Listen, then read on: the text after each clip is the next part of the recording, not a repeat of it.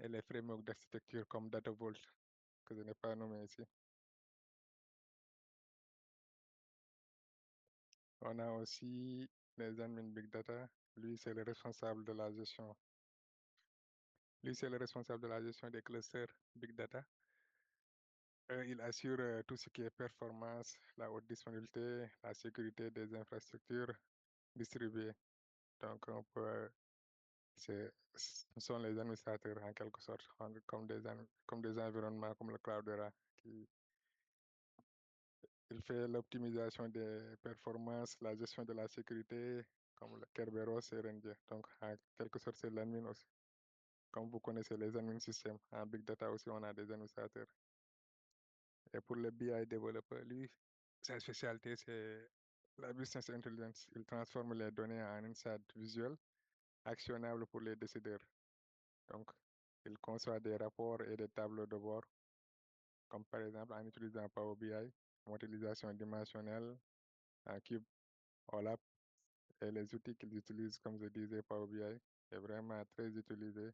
Tableau aussi, on a Looker, et aussi avec l'avènement du DevOps, là aussi, en data aussi, on peut utiliser le DevOps. Et ceux qui utilisent le DevOps, on les nomme par exemple les DataOps.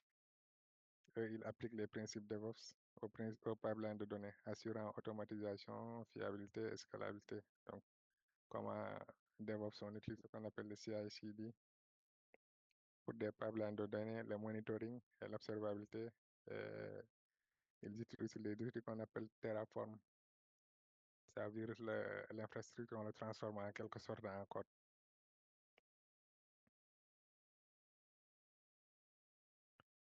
Et maintenant, revenons sur les compétences techniques requises. Donc, comme je disais, SQL, ça revient tout le temps. Donc, c'est vraiment indispensable, que ce soit en data analyst ou bien en data engineer. Python aussi, c'est vraiment utilisé. Ce sont les bases, en quelque sorte. Je peux résumer la base de la base, c'est le SQL et le Python. R qui est de moins en moins utilisé. Et concernant le stockage des bases de données, on a ce qu'on appelle les bases relationnelles. Postgres qui est beaucoup plus utilisé en entreprise que MySQL. Et le NoSQL qui signifie Not Only SQL. Donc, avec les big data, les bases relationnelles ont montré leurs limites. C'est d'où l'avènement de NoSQL, ça ne veut pas dire Not SQL, mais c'est Not Only SQL, pas seulement le SQL. Donc, ils font plus que le SQL en quelque sorte. C'est structuré en plusieurs types. On a des bases de données orientées documents, bases de données orientées schéma. Bon, c'est pas l'objectif de notre panel, mais bon. On a les principaux outils comme MongoDB, Cassandra, Redis. Donc, tout ça, on va en revenir durant la formation. On a ce qu'on appelle les data lakes, que ce soit en cloud ou on-premise, en cloud pour Amazon. On a ce qu'on appelle S3, qui stocke les objets, qui stocke les données sous forme d'objets, quoi. On a ce qu'on appelle HDFS, Cloudera, par exemple, qui utilise ça. C'est à base de Hadoop, qui permet de stocker les données et faire le traitement en parallèle, quoi. Et côté Azure aussi, on a ce qu'on appelle Azure Data Lake. Et j'ai pas nommé aussi Data Warehouse, ça veut dire les entrepôts de données. On a BigQuery pour Google. On a aussi des outils open source comme Minayo, tout ça. Donc, la liste n'est pas exhaustive. Il y a tellement de technos qu'on ne peut pas citer tout. Et aussi, concernant les outils de ETL, il y a des outils qui permettent de faire l'orchestration comme Airflow. Talent aussi, il y a dbt qui est vraiment très utilisé actuellement. C'est un nouveau outil qui, on peut dire, c'est le SQL qu'on utilise derrière en quelque sorte et qui facilite énormément les métiers. Donc, comme je disais, SQL, c'est la base. Et dbt, en quelque sorte, c'est à base de SQL à 90% et un peu de Python. Il y a aussi Apache Spark pour le big data. Spark, c'est un framework qui permet de faire le traitement en parallèle. Maintenant, il utilise des langages comme Python. Python, quand on utilise Spark avec Python, ce qu'on appelle le PySpark, et avec Scala aussi. Donc, Spark est écrit à base de Scala. Scala qui est un framework de Java. Il y a aussi le Kafka, bon, qui permet de faire le streaming. Bon, streaming, c'est quoi? Ça veut dire le traitement Ça veut dire l'ingestion en temps réel en quelque sorte. Il y a deux sortes d'ingestion, ce qu'on appelle en batch, qui est comme par exemple chaque 24 heures, par exemple, on ingère des données, ou bien quand c'est à temps réel, ça veut dire en continu, on peut utiliser Kafka. Maintenant, quand en batch, on peut utiliser d'autres outils comme NiFi, il y en a plein d'autres. Et pour les plateformes cloud, maîtriser au moins les écosystèmes cloud majeurs comme AWS. Il y a S3. Le S3, c'est pour le stockage. Il y a Redshift. Redshift, c'est pour l'entrepôt de données, Data Warehouse. Il y a Glue, il y a MR, il y a Lambda. Et pour Google Cloud, il y a BigQuery, qui est Data Warehouse. Pour Google Cloud aussi, il y a ce qu'on appelle le Google Cloud Series, qui est leur Data Lake. Il y a Dataflow, Dataproc, il y en a pleinement d'outils. Donc, comme je disais, chaque fournisseur a ses outils qui se ressemblent un peu. Donc, à un moment donné, si on maîtrise les outils d'un fournisseur, on peut faire transposer facilement ses compétences dans un autre domaine, dans un autre outil de cloud, quoi. Comme par exemple, si on maîtrise un peu Google Cloud, juste en faisant la comparaison, on peut utiliser des outils similaires dans AWS. La même chose pour Azure. Et les outils de business intelligence, comme je disais encore, Power BI, qui revient vrai tout le temps. Il y a aussi Tableau aussi qui est vraiment très utilisé. Il y a Looker qu'on peut utiliser dans Google Cloud. Et il y a aussi des outils open source comme Metabase et Superset.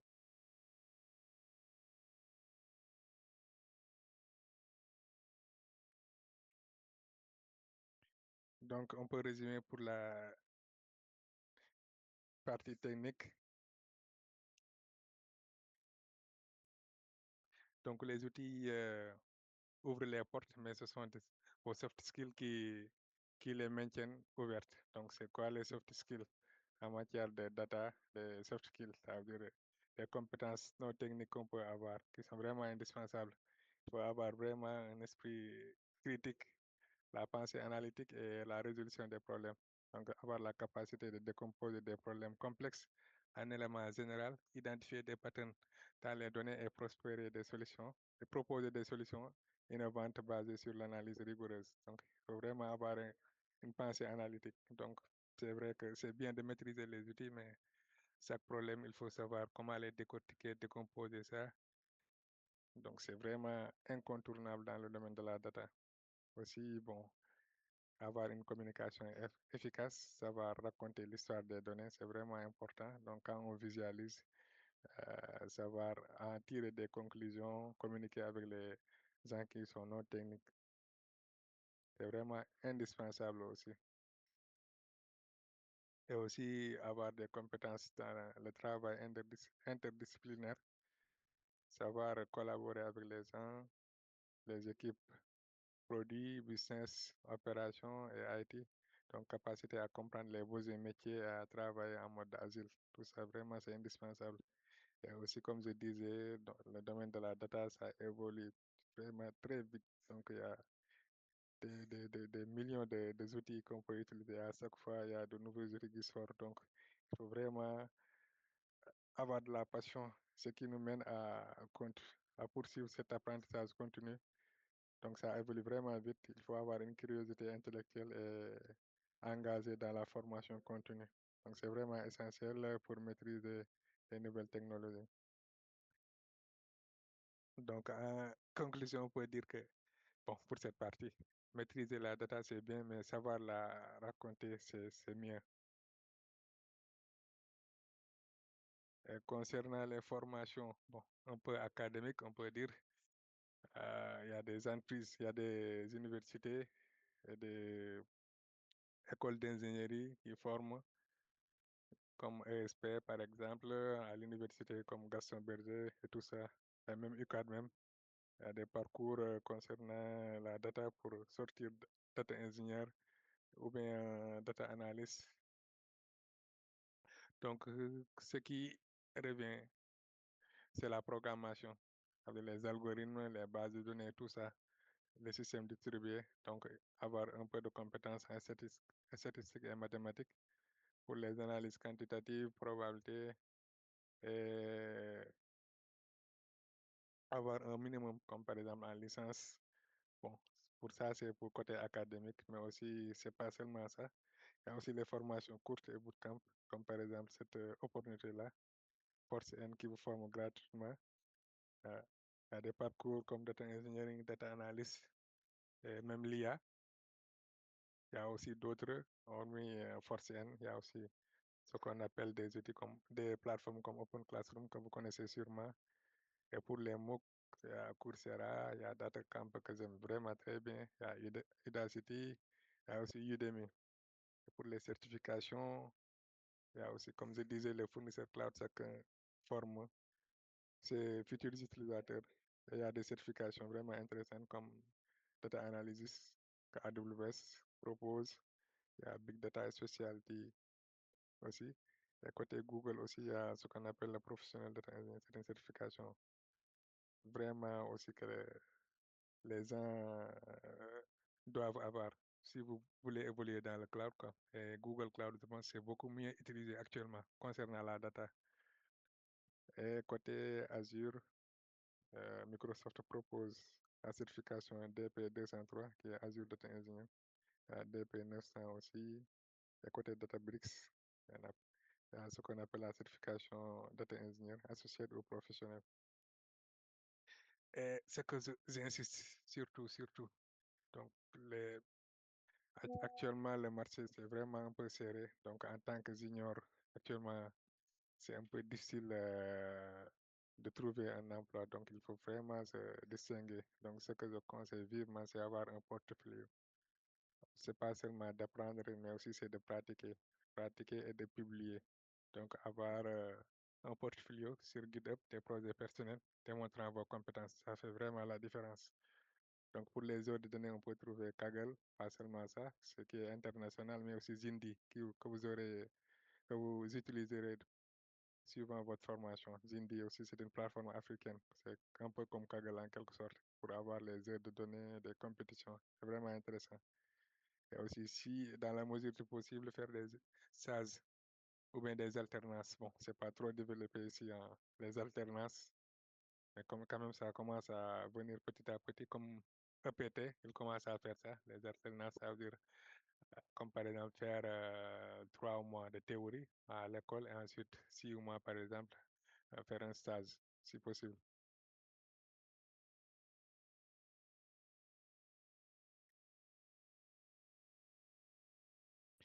Donc, comme je disais encore, apprendre, pratiquer et partager, c'est la triple clé du succès en data. Et maintenant, concernant les opportunités et les marchés de l'emploi, j'ai fait quelques recherches sur LinkedIn et d'autres sites. Donc, le marché sénégalais, bon, c'est un peu tendu, mais quand même, ça commence à venir concernant la data.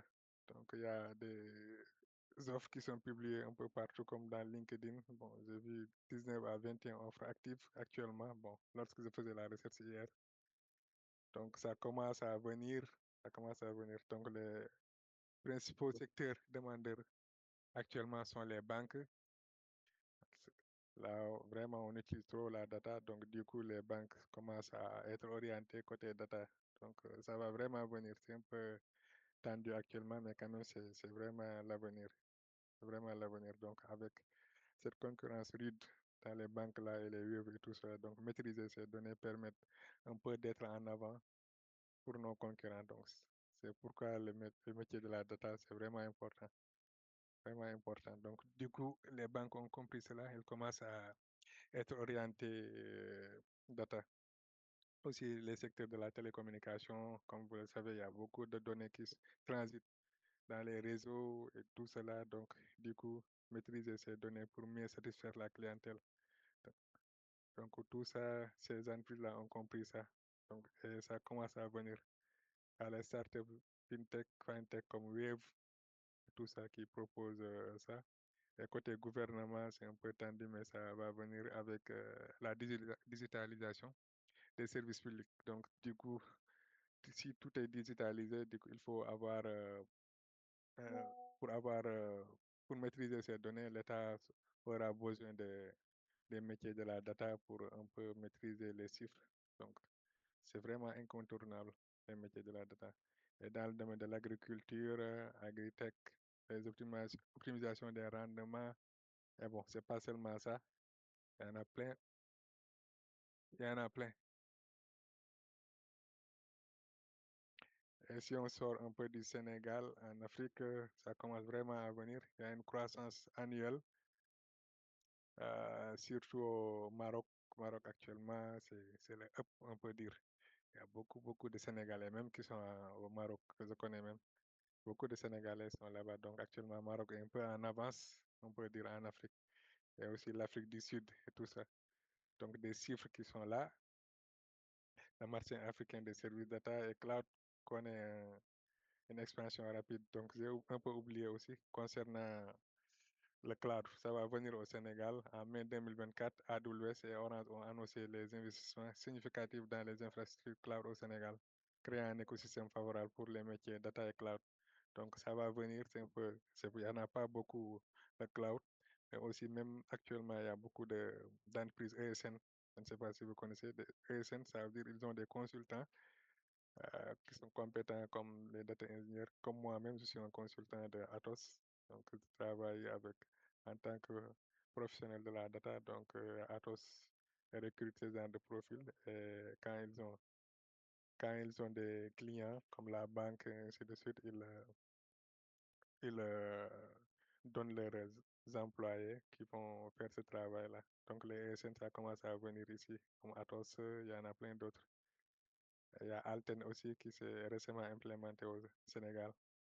Donc ça va venir, ça va venir. C'est un peu tendu, mais quand même ça va venir et c'est l'avenir.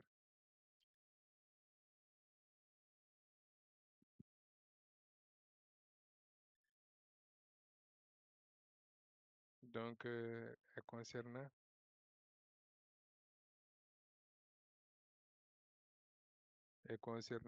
les rémunérations, bon, j'ai pas mis le tableau, mais quand même je vais vous en parler oralement. Ça va venir. Bon, les salaires pour les seniors, ça tourne à environ 18 millions de francs CFA par an en Afrique du Sud. Ça, c'est au Sénégal.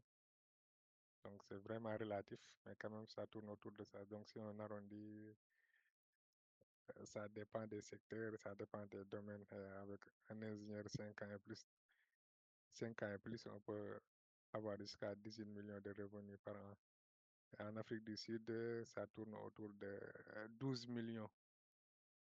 Et dans le monde, actuellement, avec le télétravail, on peut rester ici et gagner. Et gagner. Il y a des entreprises qui le font, comme Zemographie. Tu peux rester au Sénégal et travailler en Amérique, en Europe, tout ça, au Canada, ainsi de suite. Donc, en restant au Sénégal, il y a des plateformes qui le font depuis l'avènement du Covid là.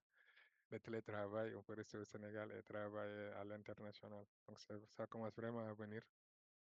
Donc, le monde cherche des talents. Il faut vraiment avoir les compétences. Et c'est l'occasion en or de se former. Et ça paye bien, je vous le dis, ça paye bien. Et pour conclure, les métiers de la data, bien que variés, partagent un même objectif, transformer l'information brute en valeur stratégique, de la collecte à la visualisation, en passant par le stockage et la gouvernance. Ces professionnels permettent aux organisations de mieux comprendre leurs activités, d'optimiser leurs processus et d'anticiper les tendances. Dans un monde où la donnée est devenue un levier essentiel de compétitivité, les experts de la data jouent un rôle clé dans la prise de décision et le développement économique, aussi bien au Sénégal qu'à l'échelle mondiale. Donc tout ça, bon, pour les sources, si vous voulez vraiment savoir, en découvrir, vous pouvez aller dans LinkedIn, Glassdoor, et plein. Comme je dis, pour les ressources d'apprentissage, hormis Fortsen aussi, vous pouvez renforcer vos compétences en utilisant les plateformes comme Open Classroom, Coursera, DataCamp, Udemy, il y en a plein. Merci pour de votre attention. Les questions sont les bienvenues.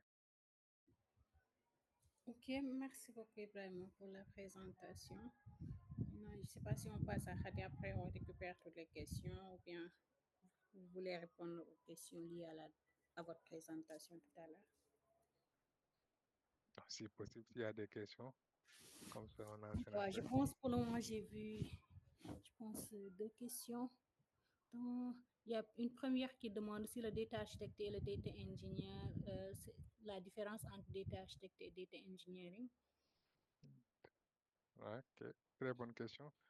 Donc, comme je disais, donc d'habitude, ce sont les data ingénieurs qui évoluent pour devenir des data architectes. Donc, c'est eux que les data ingénieurs, ils conçoivent ce qu'on appelle ETL. ETL, ça veut dire on extrait les données, on les transforme, on les charge. Donc, avant que cela, il faut vraiment concevoir ça comme la modélisation. Donc, c'est le rôle d'un data architecte. Comment la gouvernance est définie concernant la sécurité, les outils adaptés sur le choix des outils et tout ça. Comment définir la plateforme, ainsi de suite. Donc, ça, c'est le rôle du data architect. Et data engineer, c'est lui qui déplace les données, c'est-à-dire de la source, les transforme et les charge. Je ne sais pas si vous voyez.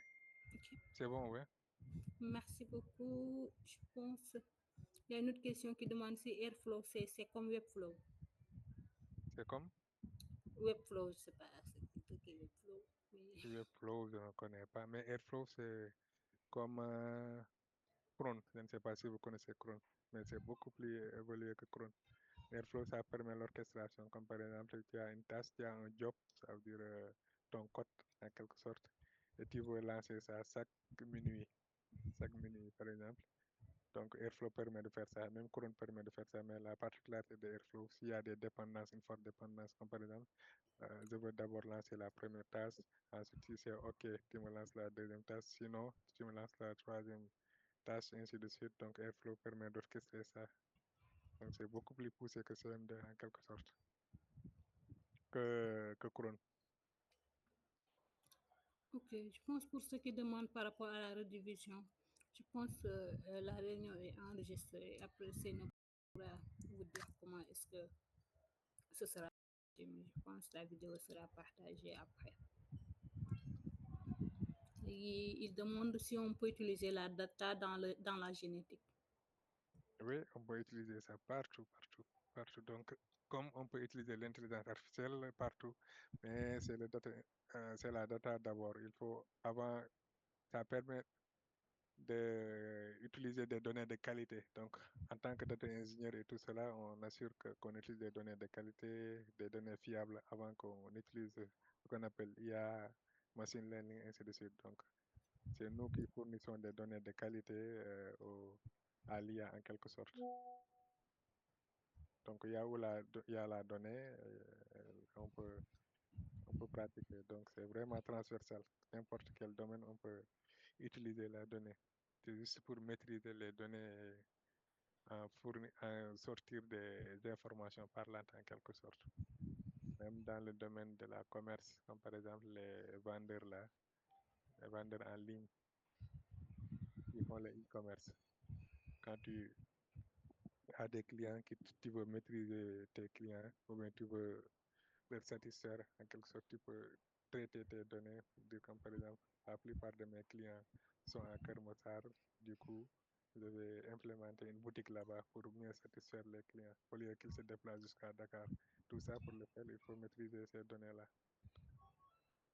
Donc, celui qui maîtrise mieux ces données peut être beaucoup plus en avance à ses concurrents, quoi. Ok, là, je pense qu'il y a beaucoup de questions. Je me perds, même je n'arrive pas à me retrouver. Je pense qu'il y a certaines qui demandent par rapport à bon, la liaison entre data analyst et data science. S'ils peuvent directement faire data science sans faire data analyst, oui. Et ça, vous pouvez le faire et c'est des certificats différents. Je pense suite à la présentation de Khadikama vous verrez mieux peut-être entre l'IA et la donnée ce qu'il vous et la data, ce qu'il vous faut par rapport à vos métiers. Il y a certaines qui demandent aussi et le certificat peut-être le plus adapté par rapport à leurs besoins. Je pense suite à la présentation de Khadi, vous pourrez mieux savoir ce que vous voulez faire, quelle formation vous permettrait d'avoir les compétences nécessaires pour votre domaine d'activité. Je pense. Ouais.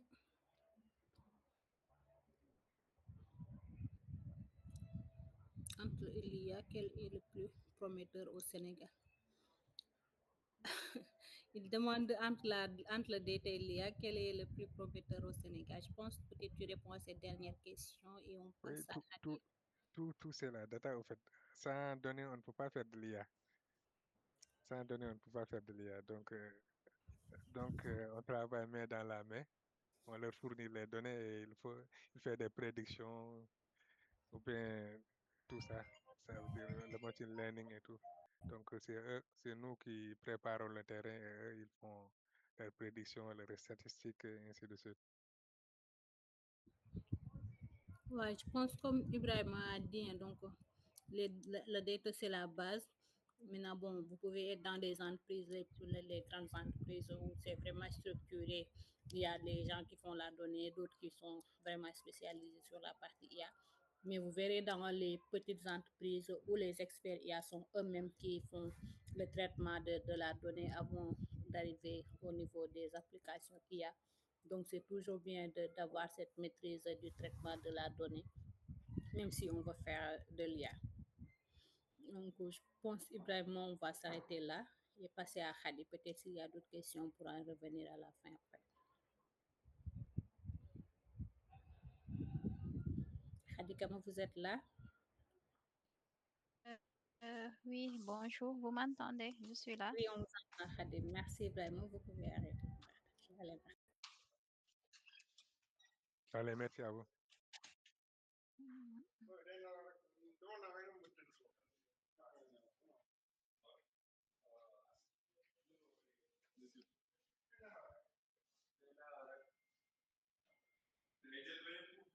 Alors, vous voyez mon écran? Oui, c'est bon, Khadi. Donc, bonjour à tout le monde et merci et félicitations Ibrahima pour cette belle présentation sur le métier de la data, en particulier du data engineer.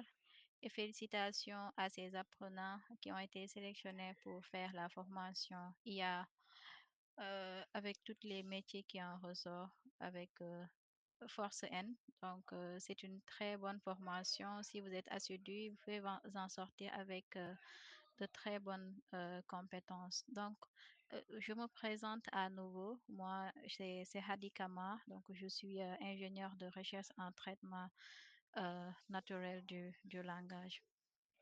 Donc, le NLP, pour ceux qui ne le connaissent pas, c'est juste une discipline qui fait parler la machine, donc une discipline à la croisée de la linguistique et de l'informatique par le biais de l'intelligence artificielle. Donc, l'objectif de cette présentation est de vous faire comprendre les métiers et afin que vous puissiez choisir la certification ou bien le métier qui vous convient à la suite de l'obtention de votre certificat. Alors, le contexte global, vous le savez tous. Donc, je me dis que c'est la raison pour laquelle j'avais opté de faire cette certification. Donc, tout le monde en parle. L'intelligence artificielle est au cœur de la transformation numérique. Donc, on a noté récemment une grande croissance dans tous les domaines, hein, pratiquement dans tous les domaines, on a l'IA, que ce soit la santé, la finance, la liste est loin d'être exhaustive. Et les ingénieurs en IA sont aujourd'hui extrêmement payés. Donc récemment, j'ai vu une annonce où on comparait les salaires d'un ingénieur d'OpenAI à un joueur. Vous savez que les joueurs sont payés à des milliards. Donc, si vous êtes vraiment très fort, excellent dans votre domaine, voilà, vous pouvez avoir de très bons salaires à l'avenir. Mais ça, il faut beaucoup y travailler, hein, être très sérieux. C'est juste un conseil que je donne en tant qu'apprenant qui débute dans le domaine de l'IA, ne pas trop utiliser les LLM pour faire ses modèles, se concentrer sur les bases pour se concentrer sur l'apprentissage des bases à travers vraiment les documentations officielles pour comprendre vraiment les choses avant d'essayer là à chatter avec des prompts qu'ils vous ressortent des codes que vous ne comprenez pas vous-même. Donc, c'est apprendre ou bien ne pas apprendre. C'est un conseil que je donne souvent à mes étudiants. Donc, À part ça, on a également une hybridation des compétences. Donc, pour faire de l'IA actuellement, c'est pas seulement la compétence technique, expert informatique qui est nécessaire.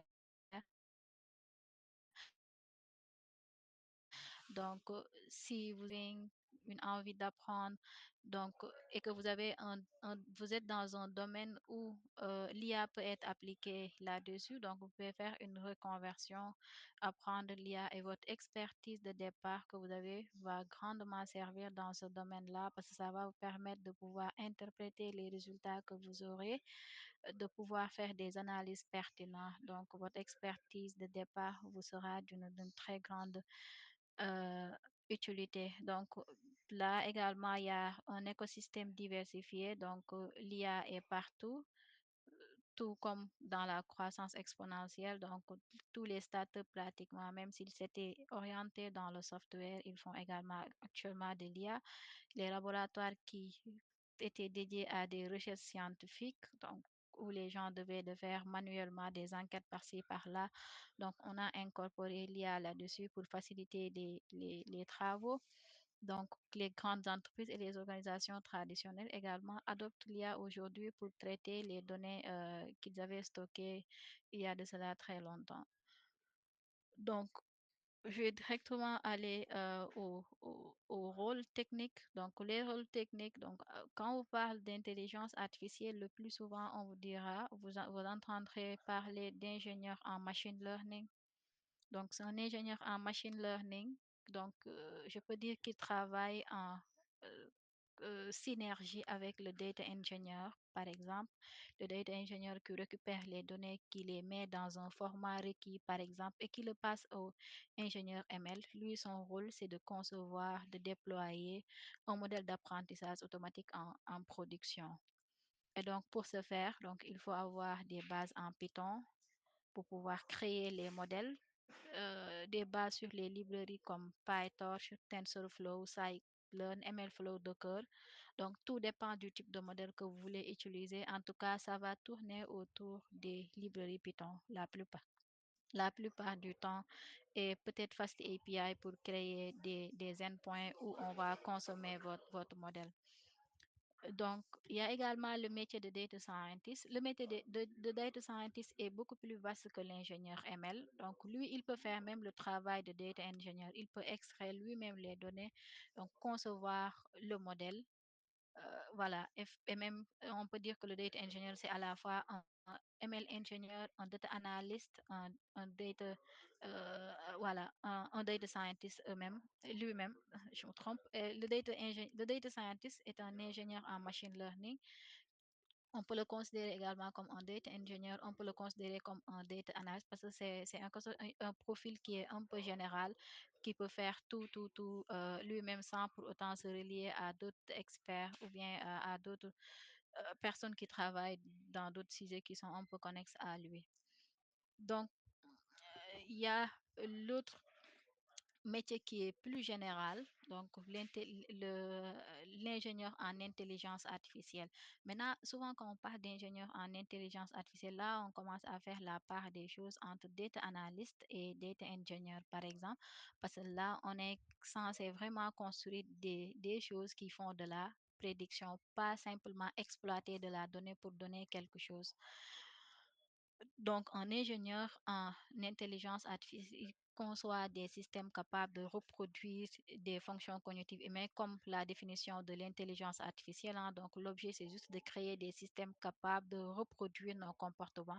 Et donc, l'ingénieur en intelligence artificielle, son rôle principal, c'est vraiment à partir de la donnée, de créer des choses qui sont capables de mimer l'intelligence humaine.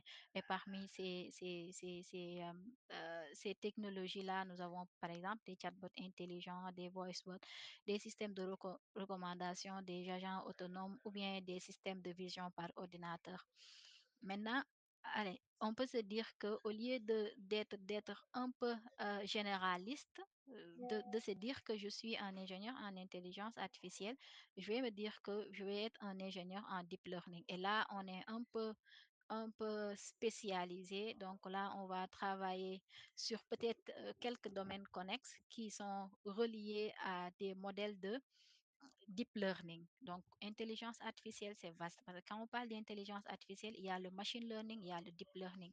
Et les algorithmes de machine learning sont différents des algorithmes de deep learning. Donc, l'ingénieur en deep learning, lui, il travaille qu'avec des modèles qui utilisent des réseaux de neurones. Et donc, ça peut être un ingénieur en computer vision ou bien un ingénieur en NLP ou bien un ingénieur en LLM ingénieur. Donc, le computer vision, lui, il travaille avec des images. Le NLP ingénieur, lui, il va travailler avec des données textuelles, des audios ou bien même des vidéos, ça dépend. Ou bien, et ils peuvent également travailler dans le domaine de la santé, de la robotique et de la finance. Et pour les technos, globalement, c'est les mêmes technologies, hein. Tout tourne autour de l'IA et des librairies autour de l'intelligence artificielle comme PyTorch, TensorFlow. Donc, et ça diffère des métiers. Donc, par exemple, OpenCV, c'est pour la computer vision, par exemple, et Spicy, c'est pour, par exemple, le NLP. Donc, la librairie que vous allez utiliser va dépendre de la tâche que vous voulez faire. Donc, récemment, après l'arrivée des grands modèles de langue, donc, qui ont donné l'avènement des IA génératives comme ChatGPT, Claude, Gemini, Grok, whatever, tous ces LLM-là. Donc, on a de nouveaux rôles. Donc, il était là, mais on en parle plus. Donc, c'est les ingénieurs NLP. Donc, on peut dire que les ingénieurs NLP, c'est eux qui ont pratiquement construit ces systèmes-là, les LLM par exemple. Donc, si je dis IA générative, ça regroupe le tout parce que IA génératif n'est pas seulement, LLM n'est pas seulement IA génératif, ça regroupe d'autres expertises. Mais pour concevoir ces systèmes-là, il faudra avoir cette expertise qu'on appelle NLP, de pouvoir créer des systèmes qui font parler la machine. Donc, les tâches que les linguistes faisaient, donc les voix off, les tâches qu'ils faisaient, ce que les gens dans les call centers faisaient, ce que les assistants, par exemple, virtuels faisaient, c'était des humains derrière, mais tout ça, donc, ça a été recréé en analysant les textes des clients ou bien même les audios des clients pour pouvoir interagir avec eux. Donc, ceux-là qui travaillent avec dans ce domaine-là, on les appelle des ingénieurs en NLP. Et donc, pour résumer, c'est des personnes qui construisent des systèmes capables de générer le langage humain. Et donc, ça peut être par texte ou bien par écrit. Et donc, les applications concrètes en NLP, donc euh, les plus récurrents, nous avons les chatbots, les voicebots, la traduction automatique, l'analyse des sentiments. Par exemple, vous avez votre site web qui est rattaché à plusieurs réseaux sociaux et que vous voulez maintenant connaître le sentiment des utilisateurs, vous scrapez tous leurs commentaires, vous faites une analyse des sentiments pour voir ce que les utilisateurs ressentent par rapport au service que vous les vendez. Donc, il y a un tout nouveau rôle maintenant qui a apparu juste après 2023-2022, c'est les ingénieurs en LLM. Donc, eux, souvent, c'est des gens qui utilisent ces larges language modèles-là pour créer des systèmes un peu spécialisés. Donc, ça peut être avec les LLM qui sont en production comme ChatGPT, Claude, Gemini ou bien même ils peuvent déployer des LLM qui sont open source comme GPT open source d'OpenAI, Mistral ou bien Llama pour des usages précis, par exemple. Et donc, pour pouvoir être un LLM ingénieur, il faut avoir la capacité de pouvoir fine-tuner un modèle, par exemple. Pourquoi? Parce que souvent, on peut pour vouloir utiliser un modèle open source, mais le domaine sur lequel on peut travailler, le modèle n'a pas toutes ces compétences-là. Donc, il faut qu'on l'apprenne à ce qu'il puisse comprendre ce domaine-là. Et pour ce faire, on fait ce qu'on appelle du fine-tuning. On fait juste un transfert de compétences, une extension en quelque sorte des compétences du modèle. Et donc, il y a une nouvelle compétence également qu'il faut avoir, c'est une compétence sur la création des systèmes RAG, des Retrieval Augmented Generation. Donc, peut-être vous avez eu à utiliser les LLM une fois et que vous avez peut-être dû lui passer un fichier texté ou bien un contexte quelque part. Pourquoi vous l'avez fait? Parce que le LLM n'avait pas ces connaissances-là. Donc souvent, on veut maintenant construire des systèmes qui sont basés sur nos propres données et qu'on va brancher au LLM. Le LLM, lui, comme il a la capacité de bien répondre dès qu'on lui donne le contexte, donc on va créer un système où on va lui donner le contexte et un prompt et le système va essayer maintenant de nous fournir des résultats qu'on attend. Donc, et pour ce faire, il faut avoir cette capacité de mettre en place des systèmes RAG et d'avoir une expertise sur des vecteurs database et l'intégration sur les clouds.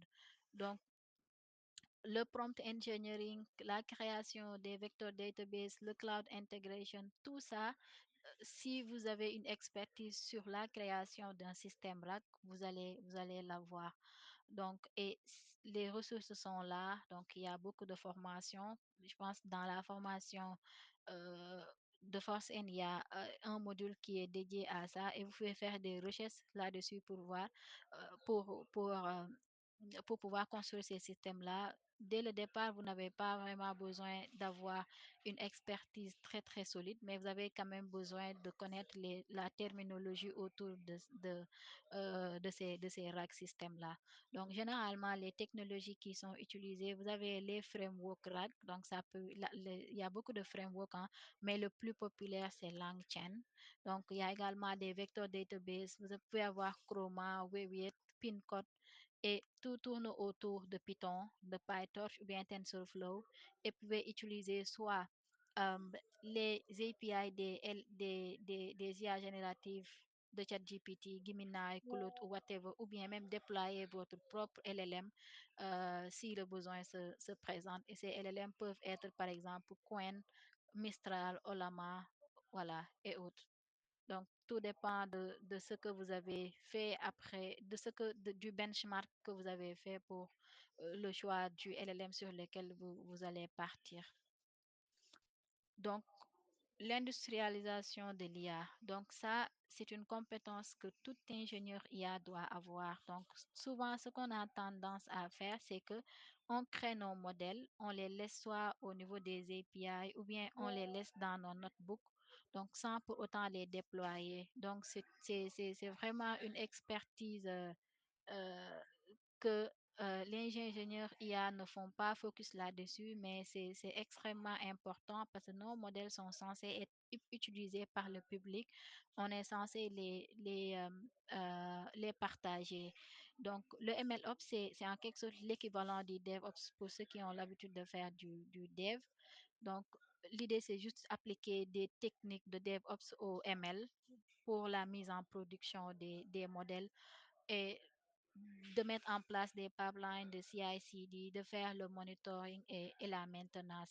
Et les technologies sont pratiquement les mêmes, hein. On utilise Docker, Kubernetes, MLflow, Prometheus, Grafana et toutes les plateformes cloud, AWS, Azure, c'est des plateformes que vous devriez maîtriser. Donc, ça va vous donner beaucoup plus de flexibilité sur la conception des solutions IA parce que souvent, il y a des boîtes qui préfèrent aller sur les cloud providers au lieu de déployer eux-mêmes leurs solutions dans leur cloud. Et vous aurez certainement euh, avoir besoin de Jenkins ou bien de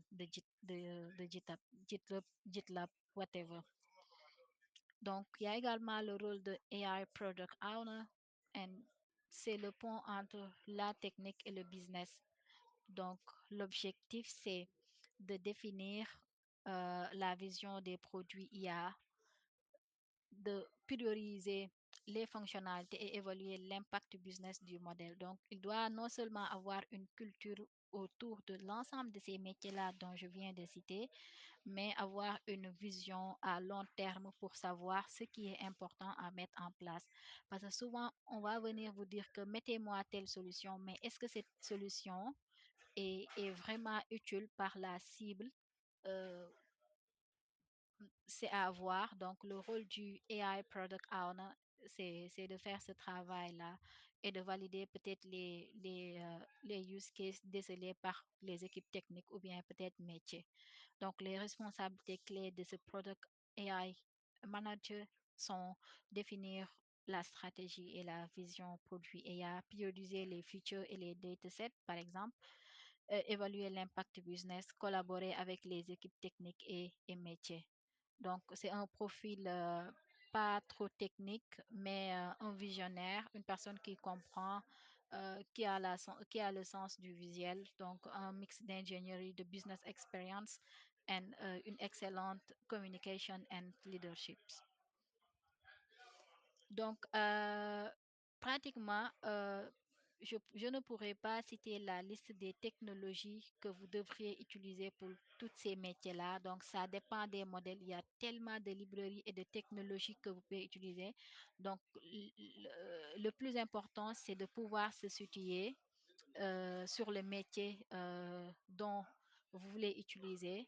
Donc, en termes de programmation, en tout cas, vous allez devoir beaucoup utiliser Python, R souvent, SQL, donc peut-être Java ou bien C++.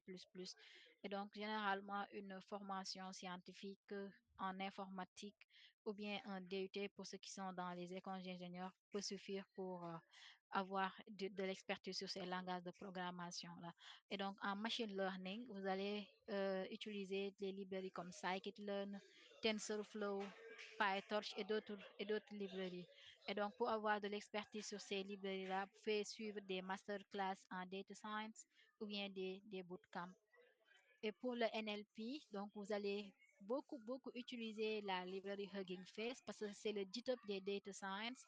C'est là où vous allez trouver les datasets, les modèles et beaucoup de choses, une documentation très complète. D'ailleurs, il y a même une partie formation sur le NLP, la computer vision et le LLM. Donc, je vous exhorte vraiment d'aller regarder la plateforme Hugging Face. Elle est vraiment complète pour ceux qui veulent faire un parcours dans le NLP. Donc, le NLP, donc, pour pouvoir le faire, il faut peut-être avoir un master en IA, donc en spécialité traitement automatique du langage ou bien NLP, mais généralement un master en informatique et une bonne curiosité et avoir vraiment la capacité d'apprendre lui-même peut vous aider à développer votre expertise dans ce domaine-là. Donc, pour le big data, je pense que tout à l'heure, Ibrahim en a parlé. Donc, c'est les métiers du data engineer, donc les technologies qui sont les plus utilisées. Vous avez Hadoop, Spark, Databricks, mais la liste est loin d'être exhaustive. Tout dépend du projet que vous allez, sur lequel vous travaillez et le modèle que vous voulez concevoir.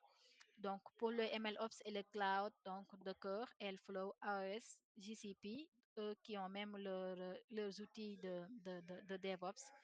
Et pour ces formations-là, pratiquement tous ces cloud providers-là, donc, ils offrent des formations souvent gratuites ou bien payantes pour pouvoir maîtriser leur plateforme. Et la certification Google Professional Machine Learning dont Ibrahim a parlé tout à l'heure, je vous exhorte vivement d'aller le faire. C'est une formation très complète, donc qui vous donne des bases jusqu'aux tricks les plus avancés dans le domaine de l'IA, du machine learning de façon globale. Donc, les autres cloud providers également, Azure et AWS, en ont. Donc, ils offrent ces formations-là, mais la formation de Google Cloud euh, est un peu particulière. Donc, pour ceux qui veulent aller un peu plus loin, une expertise en algèbre linéaire, en probabilité en optimisation serait peut-être un plus parce que l'IA, c'est pas seulement d'utiliser les librairies par-ci, par-là, de bricoler, de faire du software engineer et de mettre en place des systèmes, mais ça va au-delà de là. Pour créer nos propres systèmes, il faudra retoucher les architectures, revoir les algorithmes d'optimisation. Et derrière ces algorithmes d'optimisation-là, c'est des maths. c'est de la programmation, c'est de l'algèbre linéaire. Donc, si vous avez cette expertise-là, donc ça va beaucoup vous aider si vous voulez vraiment occuper des postes de haute responsabilité où vous serez peut-être des recherche scientists. Donc, où vous allez travailler, ce sera dans les startups, dans les deep tech, dans les grands groupes, dans les laboratoires de recherche. Donc, je vais aller un peu plus vite, j'ai une autre réunion. Donc, l'avenir des métiers dans l'IA. Donc, aujourd'hui, les tendances, c'est l'IA générative. Donc, formez-vous sur tous les métiers, mais n'oubliez pas de voir tout ce qui tourne autour de l'IA générative. En tout cas, le métier de LLM ingénieur, il faut faire un petit focus là-dessus, voir tous les métiers qui sont en rapport avec le LLM ingénieur, à savoir le prompt engineering, la création de chatbots, la création de systèmes RAG, tous ces domaines-là en rapport avec l'utilisation des LLM pour mettre en place des systèmes. Donc, c'est des compétences, des expertises qui sont très demandées aujourd'hui. Vous pouvez aller sur LinkedIn et vous verrez qu'il y a beaucoup de postes où on vous dit LLM engineer, prompt engineer, NLP, whatever, qui tournent autour des LLM. Donc, les IA pour les langues locales, donc vous l'avez tous remarqué, il y a un boom de l'IA génératif, mais c'est dans un seul sens. Donc, ça a été fait pour les langues qui ont des langues dominantes comme le français, l'anglais ou les autres langues. Donc, nous, nos langues locales, vraiment, on est en train de chercher. On n'a pas encore trouvé quelque chose qui satisfait le public, mais c'est en quelque sorte une expertise qui est très demandée également, de pouvoir créer des modèles qui sont capables de comprendre nos langues locales. Donc, l'éthique et la régularisation, parce qu'on crée des systèmes qui sont capables de reproduire le comportement humain. Donc, il faut avoir des gens qui sont là pour régulariser. Et il y a des gens qui sont uniquement spécialisés sur ça, sur l'éthique et la régularisation des produits IA. OK? Donc, pour finir, l'intelligence artificielle ne remplace pas l'humain, elle élargit juste le champ de ses capacités. Donc, peu importe dans le domaine où vous êtes, donc essayez de faire de l'IA votre compagnon. Il ne va pas vous remplacer, mais si vous l'écartez, il risque de vous remplacer.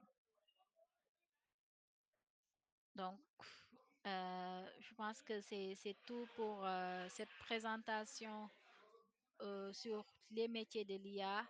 Donc, la liste est loin d'être exhaustive. Il y a beaucoup de dénominations qu'on donne sur les métiers de l'IA, mais globalement, tout tourne autour des métiers dont je viens de vous présenter. Et donc, je vous remercie de votre attention. Mariama, est-ce qu'il y a des questions?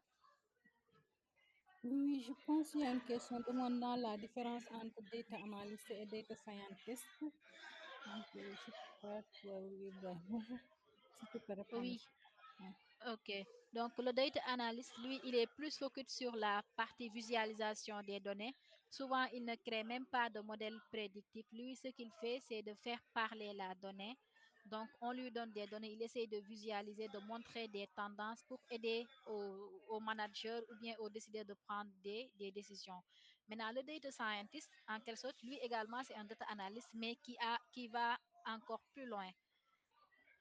Donc, il va essayer de créer des modèles qui sont capables de prédire le futur, par exemple, ce que le data analyst ne fait pas généralement. Donc, en entraînant des modèles, bien sûr. D'accord. Merci, Khadi. Donc là, il y a je pense que cette question est revenue aussi, qui demande pour quel parcours pour un professionnel de la microfinance.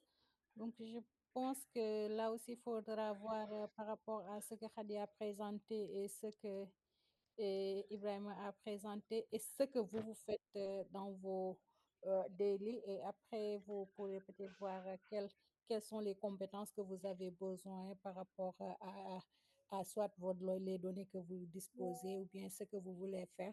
Et comme ça, vous pourrez choisir quel certificat ou quel parcours choisir entre les différents certificats que nous proposons, à savoir les certificats en data analysis, en Data Engineering, IA. On a aussi un certificat pour IA pour tous, pour vraiment ceux qui veulent juste découvrir l'IA et comprendre comment ça fonctionne, les questions d'éthique autour de l'IA aussi.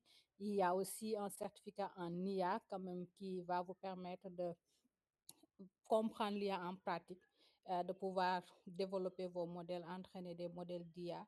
Et comme je pense que ça vous permettra directement de répondre à la question du profil à la sortie de ce certificat. Si vous suivez le certificat IA et que vous pratiquez et que vous faites toutes les projets qui sont définis au cours du projet, normalement, vous pouvez sortir avec un profil junior à la fin du certificat. Donc, on a aussi un certificat LLM comme Khadikama a présenté. Donc, je pense que vous avez pu voir tout l'intérêt autour de ces LLM-là. Donc, si cela vous intéresse aussi, vous pouvez directement choisir ce certificat, sachant que vous ne pouvez pas faire plusieurs certificats en même temps. Ouais. Je pense...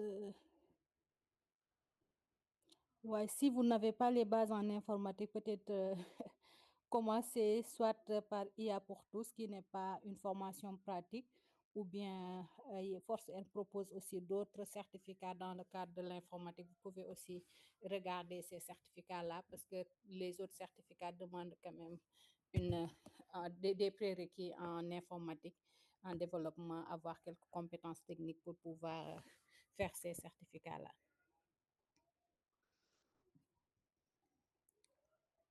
Ok.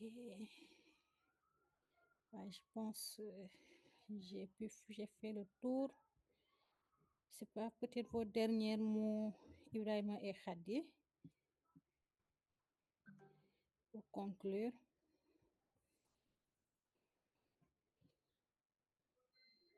Alors, je vous remercie pour l'invitation, hein, et je souhaite bonne chance aux apprenants pour la suite. Soyez assidus, suivez les cours, euh, venez suivre vos mentors lorsqu'ils organisent des sessions et recherchez par-ci, par-là pour aller un peu plus loin. Ne vous limitez pas juste à ce qu'on vous donne. Soyez curieux, donc soyez autodidacte et autonome. Le marché du travail actuellement est très, très, très serré pour les juniors. Donc, il faudra faire donc preuve vraiment pour se démarquer des autres. Et merci encore à Mariama et aux autres pour l'invitation. Merci beaucoup, Khadi, aussi pour la présentation. Ibrahima? Merci, elle a tout dit, on peut dire. Donc, comme elle l'a dit, Khadi, merci pour cette belle présentation. Donc, comme elle l'a dit, il faut vraiment, comme par exemple YouTube, aller là-bas, commencer et aussi même utiliser aussi ChatGPT et tout ça. Bon, vous pouvez aligner ça, mais il ne faut pas trop dépendre de ça, en fait. Donc, sinon, c'est pas bon pour un débutant. Donc, ça nous facilite la vie, mais trop être focus sur ça, ça nous empêche de réfléchir en quelque sorte. Donc, privilégier la recherche, essayer de comprendre par vous-même avant de demander à ChatGPT, aller dans YouTube et tout ça. Ici, il y a des, comment on appelle, formations en français, il y a des formations en anglais et tout. Donc, n'hésitez pas aussi à demander aux mentors ici, ils sont là pour vous. Merci à vous, merci à Sénab et Mariama pour cette invitation. Ok, merci beaucoup, Ibrahima, vous aussi, pour les belles présentations et ainsi qu'à Khadikama. Et merci aussi à tous ceux qui sont présents ici aujourd'hui.